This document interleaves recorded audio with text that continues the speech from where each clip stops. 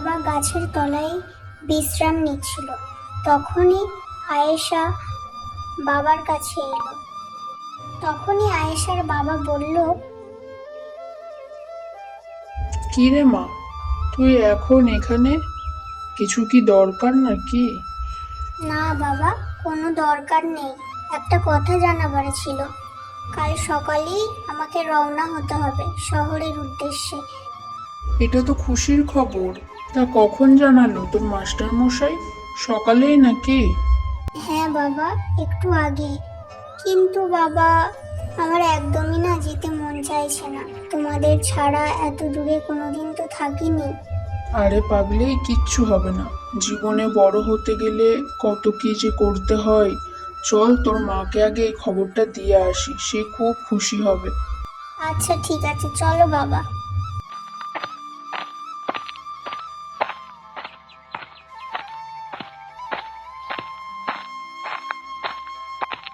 কি গো, এত খুশি খুশি মনে বাপ বেটি একসঙ্গে ঘরে ঢুকছো? কি ব্যাপার বলো তো দেখি। দেখে তো মনে হচ্ছে খুব খুশি তোমরা। হ্যাঁ, খুশিরই তো খবর। তোমার মেয়ে কাল শহরে যাচ্ছে, লেখাপড়া করে অনেক বড় হবে। তাই নাকি? এ তো খুবই খুশির খবর। আমি যে কি খুশি হয়েছি তোমাকে বলে বোঝাতে পারবো না গো। হ্যাঁ, আমিও তো খুব খুশি হয়েছি। আমার মেয়েটা এবার পড়ালেখা করে অনেক বড় হবে। আচ্ছা, কাল সকাল সকাল তো আবার উঠতে হবে। যা মীরা, তুই গিয়ে শুয়ে পড়।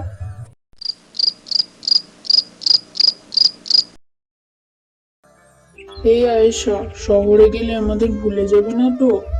না বাবা, গ্রাম কি কখনো ভোলা যায়? মারে, শহরের জীবন খুব কঠিন। খেয়াল রাখিস নিজের।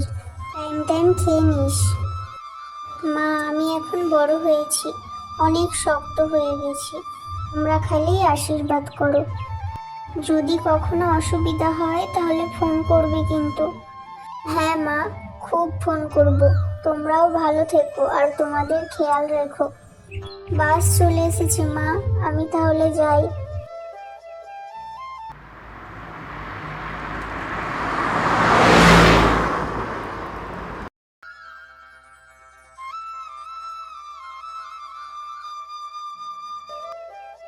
সবাই বলে শহর সুযোগ দেয়, কিন্তু কেউ বলে না শান্তিটাই কেড়ে নেই। গ্রাম থেকে আয়েশার মা বলে, যে মা, ভালো করে খাওয়া দাওয়া করছিস তো?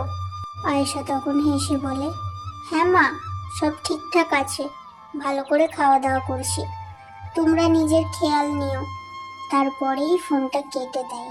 কল কেটে দেওয়ার পর আয়েশা খুব কাঁদে। দেখেছো আয়েশার মা, শহরে গিয়ে আমার মেয়েটা একদমই বদলায়নি, ঠিক আগের মতোই আছে। আয়েশা তখন বলে, না বাবা, একটুও বদলায়নি। তোমার মেয়ে সেই আগের মেয়েই আছে, খালি একটু ক্লান্ত হয়ে গেছে। তখন আয়েশার মা বলে, গ্রাম তোর জন্য এখনো অপেক্ষা করে আয়েশা। জানি তো মা, তাই বারবার শহর থেকে এই গ্রামে ফিরে আসি, এতটুকু শান্তির জন্য।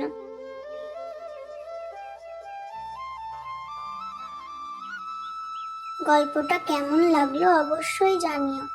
আর একটা লাইক আর একটা কমেন্ট করে দিও।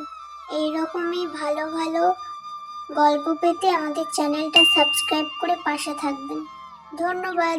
সবাই ভালো থাকবেন আর সুস্থ থাকবেন।